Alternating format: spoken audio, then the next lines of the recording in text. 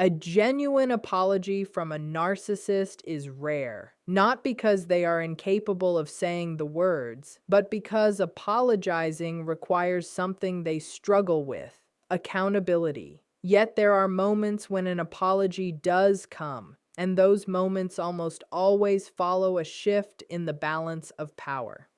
When you change how you respond, how you show up, and how you manage your emotional energy, something inside their usual pattern begins to break.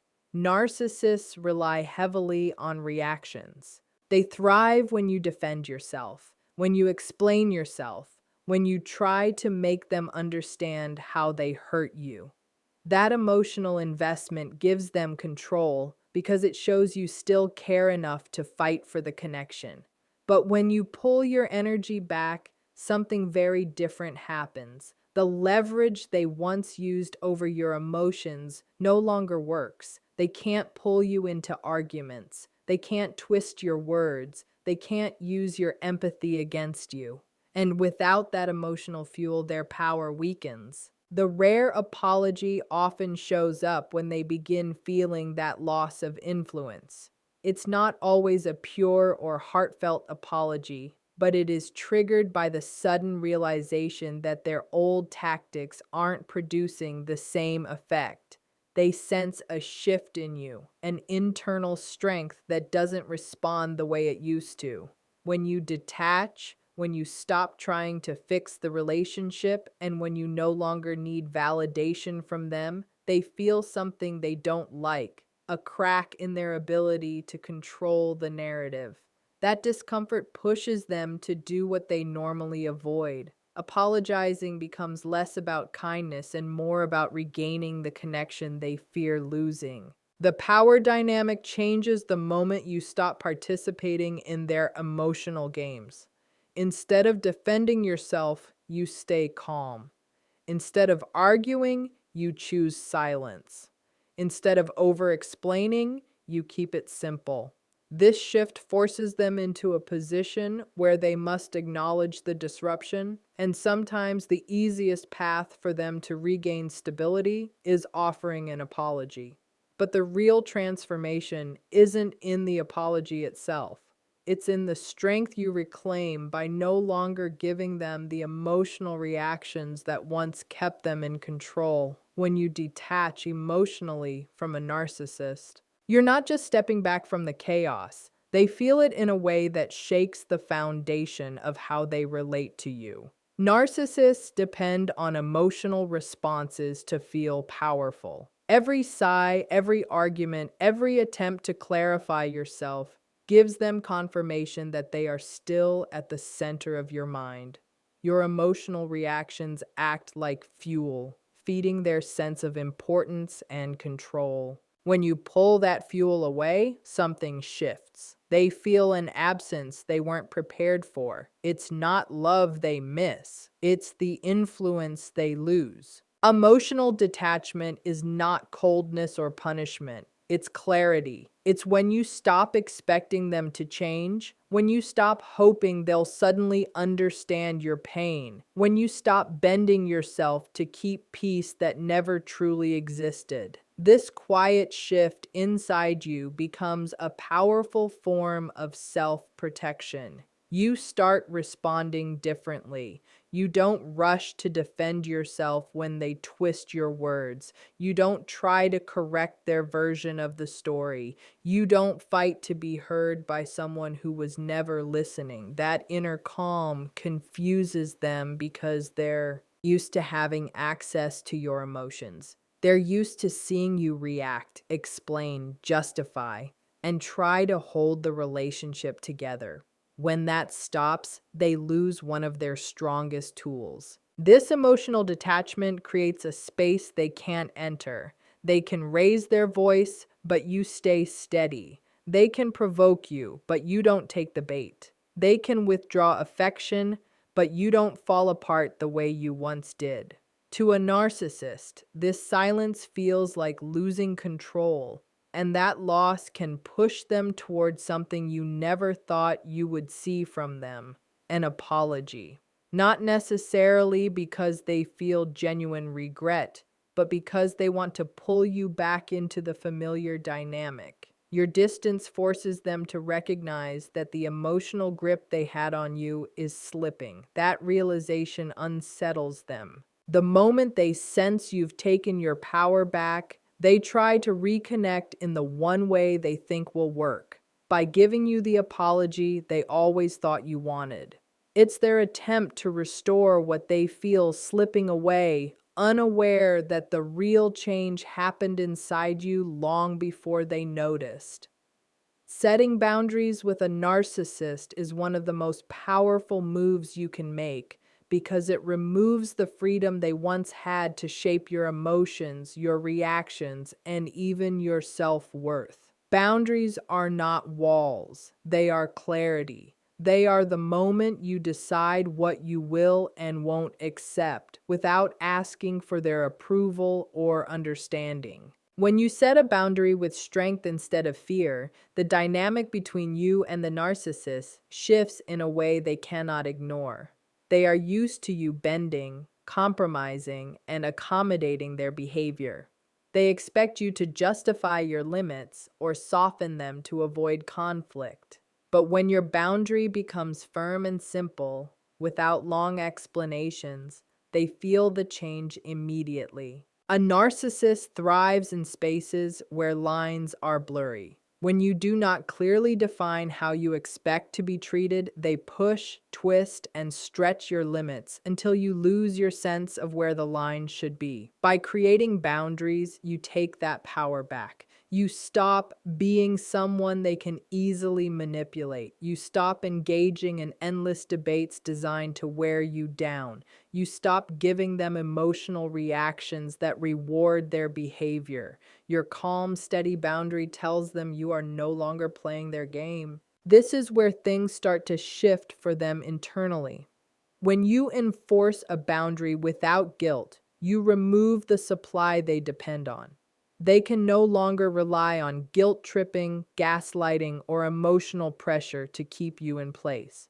Boundaries highlight their lack of control. They show that your self-respect is stronger than their attempts to dominate the situation. And when they realize they can no longer move you, they feel something unfamiliar, an internal pressure that pushes them to respond differently. It is often in these moments that a narcissist offers an apology, not because the boundary taught them empathy, but because the boundary interrupted their pattern. Your refusal to bend leaves them with fewer options to pull you back into their cycle. An apology becomes a tool to regain access to you, to soften your stance, or to reopen emotional doors you closed. But what they don't realize is that your boundary isn't a temporary reaction. It is a reflection of your growth. You are no longer asking them to treat you better. You are showing them the only way you will be treated from now on. Silence, distance, and emotional neutrality are the three responses a narcissist cannot interpret, control, or twist in their favor. These are the responses that disturb their usual rhythm because they depend on emotional engagement to keep their power alive. When you argue, they feel important. When you defend yourself, they feel superior. When you explain your pain, they feel validated because you're still emotionally invested. But when you respond with calm neutrality, when you become steady instead of reactive, something inside them loses its grip. They can no longer predict your behavior, and unpredictability makes them uneasy. Silence is not about ignoring them out of anger. It's about refusing to participate in their psychological games. It removes the stage they stand on. Without your reactions, their usual tactics fall flat. Distance adds another layer. When you step back, physically, emotionally, or both, you break the cycle they rely on to maintain influence. They feel that space more intensely than you imagine because your presence was fuel for their identity. They are used to you being accessible, ready to explain yourself, ready to calm things down, ready to fix what they break. When that familiar access is no longer available, they begin feeling a loss they cannot name. Neutrality is the third shift, and it's the one that hits them the hardest. When you respond without emotional intensity, without defending yourself, without trying to prove your point, they lose their ability to hook you. Narcissists don't just want attention, they want emotional reactions: anger, sadness, confusion, even desperation. These reactions make them feel powerful. So when you choose neutrality, when your tone stays calm, when your face remains relaxed, when your words are short and steady, they sense a dramatic change. They can't feed off neutrality, they can't twist it, they can't escalate it. This combination, silence, distance, and neutrality, forces them to face something they avoid: the realization that their influence is slipping. And in that uncomfortable space, they may resort to offering an apology, not because they suddenly see your pain, but because they feel their control melting. Your emotional withdrawal creates a void they don't know how to fill.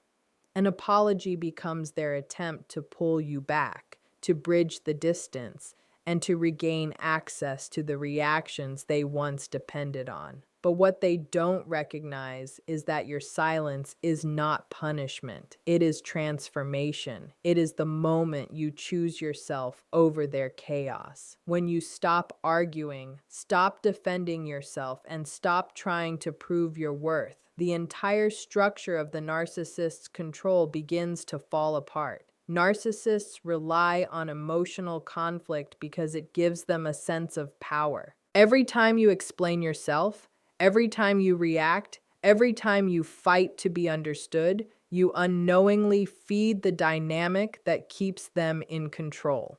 They want you confused, emotional, and desperate for clarity because in that vulnerable state, you are easier to influence. But when you no longer respond in the ways they expect, the familiar pattern that once empowered them starts to weaken. Your silence during an argument is not passiveness, it is strength.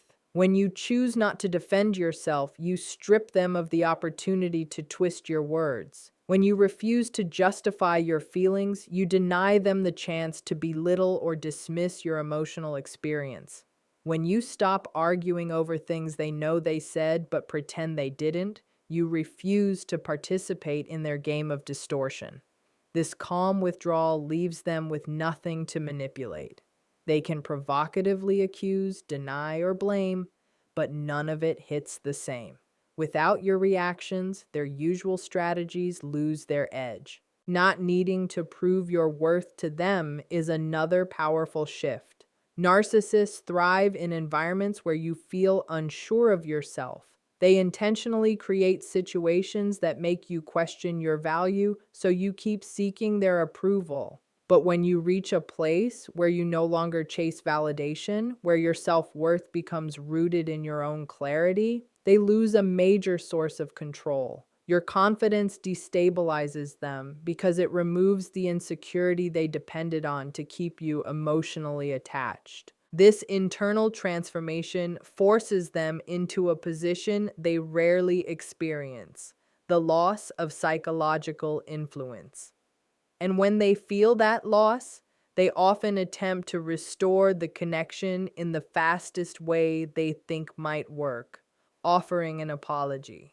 It doesn't always come from genuine remorse, but from the pressure they feel when their tactics no longer produce the reactions they expect. Your calm, grounded presence exposes their limitations, and the apology becomes a tool to pull you back into the emotional space you have stepped out of. But by then, the power is already shifting because you've stopped fighting for their approval and started standing firmly in your own truth. The real turning point in this entire dynamic is when you stop wanting the apology at all. Narcissists can sense when you're still emotionally tied to the idea of closure, validation, or acknowledgement. As long as you're hoping they'll finally admit the harm they caused, they feel a kind of safety. They know you're still connected to them, still waiting, still emotionally available. But the moment your healing becomes more important than their validation, everything shifts in a way they never expect.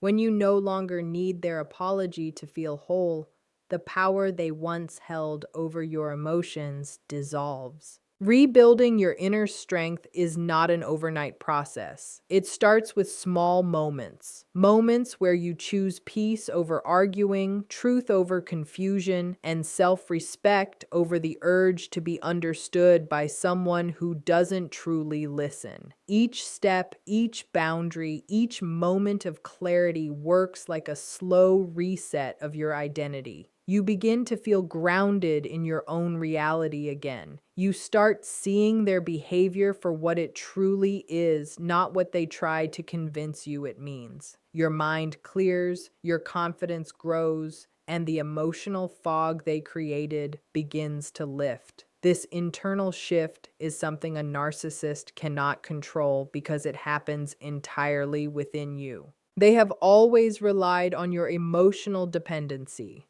They need you to feel uncertain because uncertainty makes you easier to manipulate. So when you reach a place where their approval no longer defines you, their influence weakens without any confrontation or argument.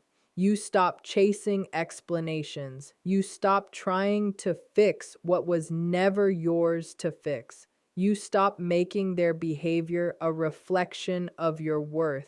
And that independence feels powerful, not only to you, but also to them. This is often the unexpected moment when a narcissist may offer an apology. Not because they suddenly feel genuine remorse, but because they realize the emotional grip they once had is slipping. Your strength threatens their sense of control, and their apology becomes an attempt to reestablish the bond you've outgrown. But by this stage, the apology no longer holds the weight it once did. You see it clearly without the old emotional pull. The real shift was never about getting them to apologize. It was about becoming the version of yourself who no longer depends on that apology to move forward. In the end, the apology is not the victory. Your transformation is. The moment you reclaim your voice, your peace, and your emotional clarity, you step out of the cycle that once kept you trapped. You no longer react out of fear, confusion, or the need to be understood. You respond from strength, from calm, from a deeper sense of self-worth that cannot be shaken by someone else's behavior. And it is that quiet, steady power that shifts everything. It disrupts their control, it exposes their patterns, and it forces them to face the reality that you are no longer someone they can manipulate. If an apology comes, it comes because you changed, not because they did. But the true healing is in recognizing that you didn't need their words to validate your experience. You grew beyond the person who once waited for closure. You became someone stronger, clearer, and more grounded than before. And that, more than anything they could ever say, is your real freedom.